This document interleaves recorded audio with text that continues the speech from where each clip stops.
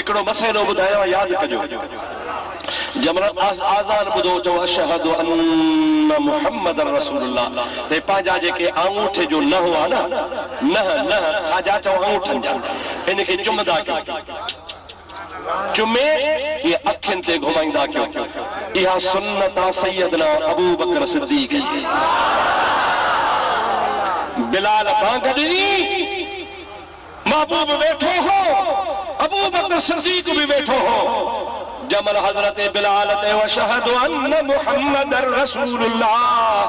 हजरत अबू बकर पांजे तरफ का पांजे आंगूठन के चुमी दई ये पांजे अखिन ते घुमायो नबी सही बैठे डिठो जमल बिलाल सगोरे बांग खत्म कई तमल मुस्तफा तो फरमाए मन फअल कमा फअल खलीली कान रफीकी फिल जन्नत जे मुझे खलीलुल्लाह मुझे खलील सोने प्यारे अबू बकर कयो आ जेको आज़ान में बुधी नालो मंजो इए कंदो सो क़यामत में मासा गड हुंदो मन फाल कमा फाल खलीली जिया न मुझे खलील प्यारे अबू बकर सिद्दीक कयो आ जेको इए कंदो मुझी जात बाबर का जो नालो आज़ान में बुधी इए कंदो त बाता के बुधाए तो छजाव यो मोहब्बत वारो मोहम्मद सा जन्नत में गड हुंदो हिकड़ी गाल पाण फरमायो जन्नत में गड हुंदो इहो त थी जन्नत जी गाल पो जदी अचे पर दुनिया जो फायदो बुधो नबी करीम फरमाए तो मन समिया इसमी फिल आज़ान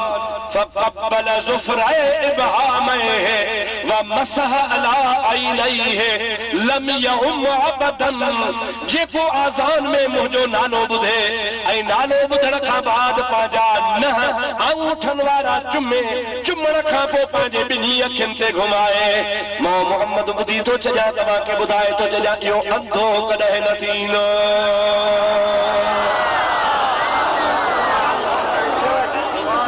इहो कॾहिं बि अंधो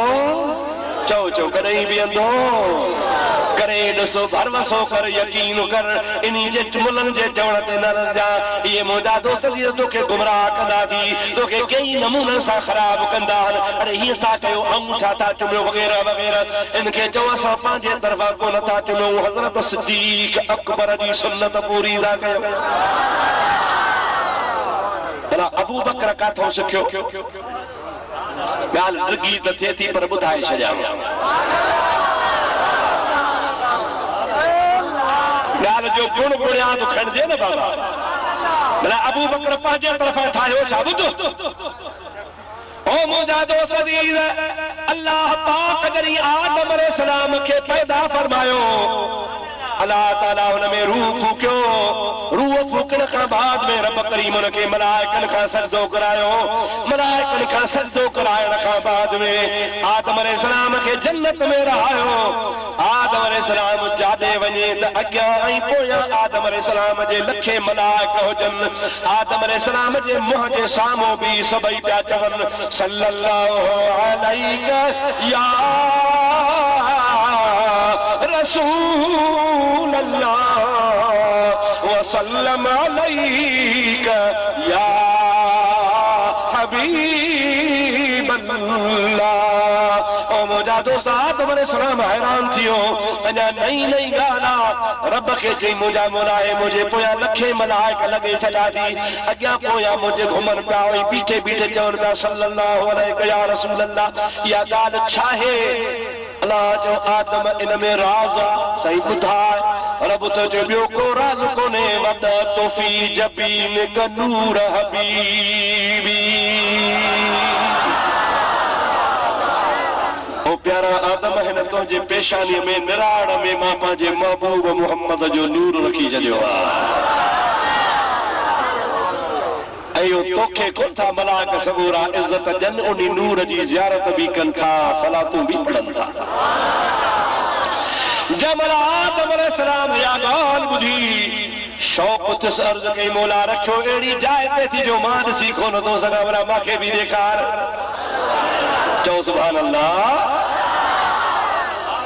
अवां जॾहिं न ख़ैर जो हीअं सुहारी मुबारक ॾिसंदा हो मुछूं मुछूं ॾिसंदा हो पटको बटको ॾिसंदा हो छा कंदा हो ॻाल्हायो छा कंदा हो? कोई सुरमो ठाहींदा हो, अखियूं ठाहींदा हो, बटण ठाहींदा हो, मथो ठाहींदा हो, सेर बि ठाहींदा हो न। आईने में सबका शइ नज़र। अल्लाह ताला के अर्ज़ कई मौजा मौला मूंखे भी मुस्तफा जो दीदार करा। रब सोचे आदम तुझे नहन खे मां जन्नत जो आहीनो थो बनाया। ताजा बई हथ अगते करे पंहिंजे आंगूठन खे साम्हूं कर। ये उहे कम कंदा जेको आहीनो कम कंदो।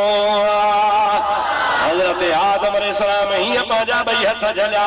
आंगूठन जे नान खे ॾिठई त आंगूठा चिमकी पिया, अहिड़ा चिमकिया जो आहीने वांगुरु चिमकी विया। चिमकन पिया अञा जोखणी निहारे त आदम अलैहिस्सलाम खे मुंहिंजे आमना जे लाल मोहम्मद जो नूर नज़र आयो। जबर आदम अलैहिस्सलाम खे नज़र आयो त आदम मोहब्बत में चयो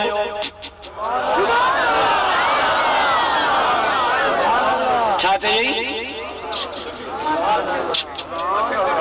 चुम्मी भी ॾिनई,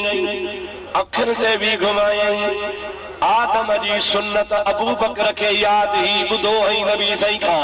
अॼु सिद्दीक़ चयो त मां बि पंहिंजे ॾाॾे जी सुन्नत पूरी कयां जो हलाली पुट आहियां। चओ चओ सुभान अल्लाह।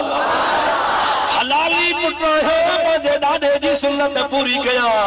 नबी नाराज़ कोन थियो, नबी ताईद कई। हुन नालो बि हुन नबी पाक जो नूर ॾिसी चुमियो हो। अबू बकर नालो ॿुधी चुमियो। मुस्तफा ताईद कई। मालूम थियो त हिलाली ॿार पंहिंजे अबे ॾाॾे जे तरीक़े ते हलंदो आहे।